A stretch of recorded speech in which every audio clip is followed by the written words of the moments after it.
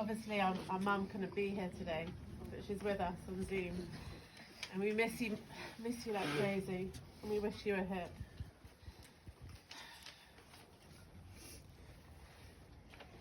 Mum was 29 when I was born, absolutely, totally devoted to Dad. Her heart and soul went into raising Ron and I.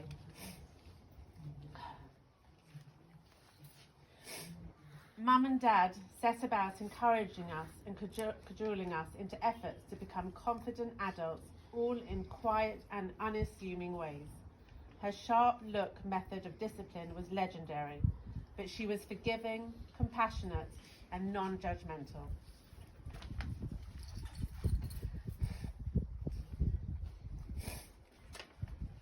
Mum was a very shy child, and her parents signed her up to the Ivy Travis School of Entertainment to encourage her confidence.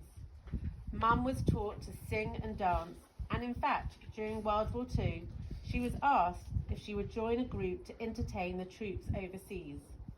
Her parents said an emphatic no. She always joked, I could have been another Vera Lynn.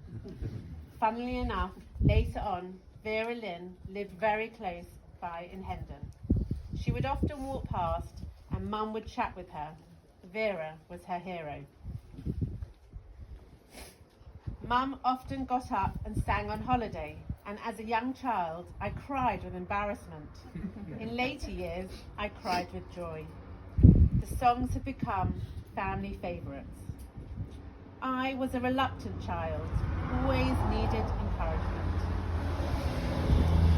Mum wanted me to join the Girl Guides. She knew it would give me confidence. I didn't want to. So badly did she not want me to join. She wanted me to join. She eventually became captain of 4th Hendon Guides, which of course ensured that I attended too. And she went on to successfully train 4 girls into gaining the highest rank Queen's Guide badge, which she often referred to as her proudest moment. Eager for me to attend a Jewish school, at 11 years old, I went with both my parents to interview at JFS. 10 children in my class all went for the interview with the head teacher. Mum told Dad to wear a hat. One of the other girls was Orthodox, and her father always wore a hat. Out of the 10 that went for the interview, only myself and the other girl were successful at gaining a place at a Jewish school. Mum always said it was because Dad wore the hat. Whilst we were not a religious family, Mum was keen to keep up the modern Judaism, which she and Dad had not always been so familiar with. A year before Ron's bar mitzvah, a family friend had their own bar mitzvah where the boy had led the Birkat Hamazon. This was in the late 1960s. It was unknown for a bar mitzvah boy to lead. Mum loved hearing the boy lead and encouraged Ron to do the same. She then proceeded to ensure that we all learnt it. A friend recorded it on a tape, and every Friday night we sat singing along until we learnt it by heart.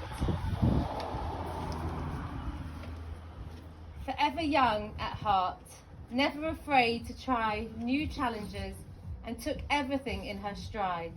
The ultimate, of course, almost 9 years since the move to Israel in 2012, because, as you always said, Mum, your house needed decorating.